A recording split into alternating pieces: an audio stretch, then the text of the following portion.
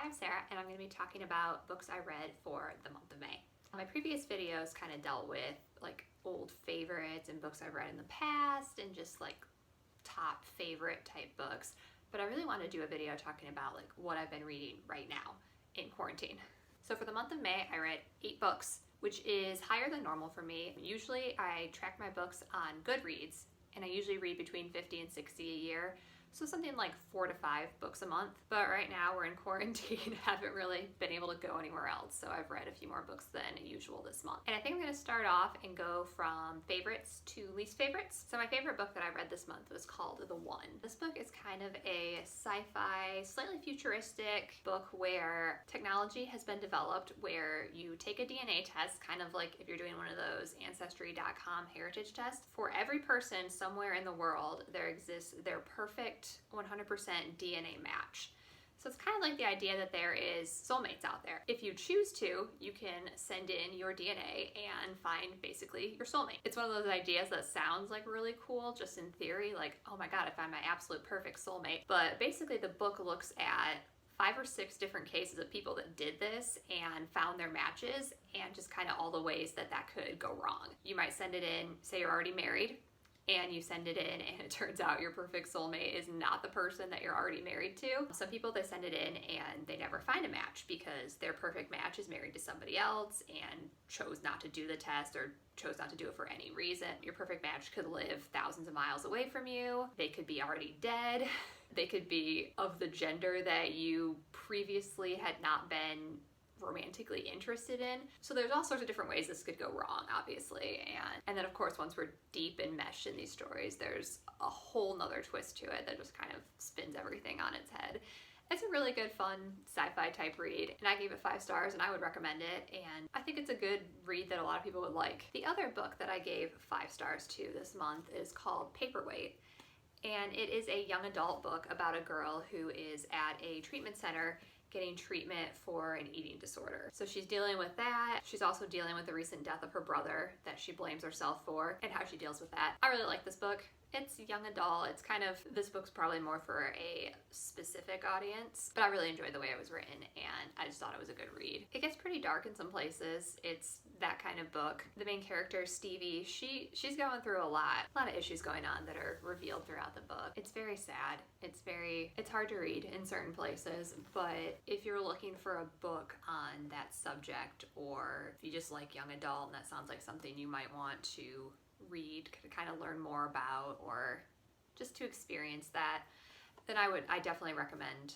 this book. All right, so I also had 2 4-star reads this month. The first one's called My Name is Lucy Barton, and this was a very short novel. I picked it up on a whim from I think Goodwill back when I could still go to Goodwill, you know, back then, because I had heard of the author and I wanted to read her other book called Olive Kitteridge, which they didn't have, but they did have this one. It was a very quick read, but it's about a woman who is in a hospital recovering from an appendectomy in the 1980s, and she's a wife, mother, and while she's in the hospital, her own mother, that she hasn't seen in a long time, comes to visit her and stays with her in the hospital for a few days. And it's one of those books where like, it's definitely character driven, not plot driven. Not really that much happens. Like, that's pretty much the entire plot, but something about the way that it was written, I really enjoyed the prose of it. It's a very interesting, just little kind of like slice of life novel, I guess, where you're just seeing this one small experience from this one woman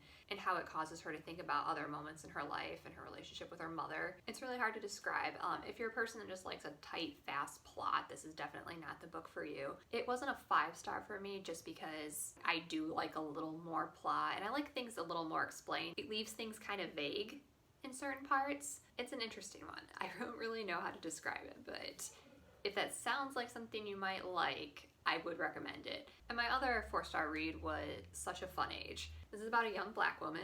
She works as a babysitter for a white family. And one night they call her late at night because they've had kind of a personal emergency and they just kind of need her to get their kid out of the house. So they have her come over and she takes the toddler to the grocery store. While she's hanging out there with the kid, a security guard comes up to her and basically starts accusing her of kidnapping the child. And this is all caught on video. It's a very timely novel. It really takes a hard look at race and relationships. It takes an angle to it that I hadn't really read before, and I think it's a really valuable read. And it was good. I liked it. The only reason I gave it 4 stars instead of 5 is that it goes back and forth between the two perspectives, and certain scenes I wish they would have been from the other perspective, and we never really go back and see how the other person felt about that. And that was kind of my problem with certain parts of it. Overall, really good book, really interesting look at these types of relationships, and I would recommend it. Good read. And then I had 3 books that I gave 3 stars. The first one I want to talk about that I just finished yesterday is called 6 of Crows. I don't know, you see it a lot on Bookstagram and BookTube, which I spent an embarrassing amount of time on, obviously. This is a really popular one. It's actually a duology. There's 2 of them. I've only read the first one, 6 of Crows, and it was just okay. I don't know. I don't know if they're going to take away my channel for saying this, but I think some of the problem is that I try reading these fantasy books sometimes because everybody else recommends them, and I like fantasy, but I like more of a light fantasy. Like, I like modern day with some magic and fantastical elements, but once we're getting into a whole new world where almost like Lord of the Rings or Game of Thrones type world, I like those in TV shows, but for some reason whenever I read fantasy books, they just seem really boring. This was one of the better ones like that I've read. I'll agree, because I read another one that I'm going to talk about too, and I liked this one better. It's a fantasy book about 6 teenagers. Some of them have magical powers. Some of them are members of a gang, and they have been commissioned to try and pull off a heist. They're trying to rescue a man that has been taken prisoner because he is able to make this compound, something like that, where if people with magical powers take it, it makes their powers grow tenfold, but it also turns them into extremely dangerous addicts. And there's only one guy that knows how to do this, and he's being held prisoner in one of the countries, and the other country is basically trying to kidnap him and get him back. And you know, who better for the job than a group of 6 plucky teenagers from various backgrounds, most of whom are gang members, one of whom was in prison. You know, it's kind of that story. And it's fun. I liked the characters. Most of the plot made decent sense, and it was just fine. I think I have the really unpopular opinion that I actually read another book by this author. She wrote an adult kind of modern day fantasy book called Ninth House, and I really liked that one. I liked it better than this one. It's a funny opinion because most people said Ninth House was really boring and they couldn't get into it and nothing happened. 6 of Crows, it wasn't like stuff happened. It wasn't boring. I guess I don't connect that well to that type of world in books, which is weird because, you know, I loved like Game of Thrones and Lord of the Rings, and I think that whenever you do a book world like that, so much time has to be spent setting up that world, and it just, I don't know, it tends to fall flat for me. But this one was okay. I was just hoping, because it was so strongly recommended, that maybe this would be the one that would kind of do it for me in that genre, even though previous ones haven't. And then I also read 2 books this month by Jennifer Weiner. If you look back to the first video with me and my sister, we talk about Jennifer Weiner and we refer to her as Jennifer Weiner, and I have since listened to a podcast featuring her and realized that the correct way to pronounce her name is Weiner. So I'm really sorry, Jennifer. I did you dirty in that first video. I will get it right from now on. I was really excited for this new one that just came out this month called Big Summer. The first half of this book I really liked. It's about a woman, she's an Instagram influencer, a plus size Instagram influencer. Her ex-best friend gets in touch with her and asks her to come be the maid of honor at her wedding. So the first half of the book is all about their friendship. Her friend's really rich, so it's like this really extravagant wedding, and I was really into it. I love reading that. It was very reminiscent of Something Borrowed by Emily Giffin, which is like my favorite book of all time. So I was super into it. The problem with this book is that halfway through it, it stops being about the friendship between these 2 women, and it just does a complete 180 and becomes this mystery. I just think it would have been better without the mystery. If she would have just kept going with the original kind of story about the wedding and the friendship between these 2 women, I think it would have probably been one of my favorite books of the year. The mystery doesn't even show up until literally 50% of the way through the book.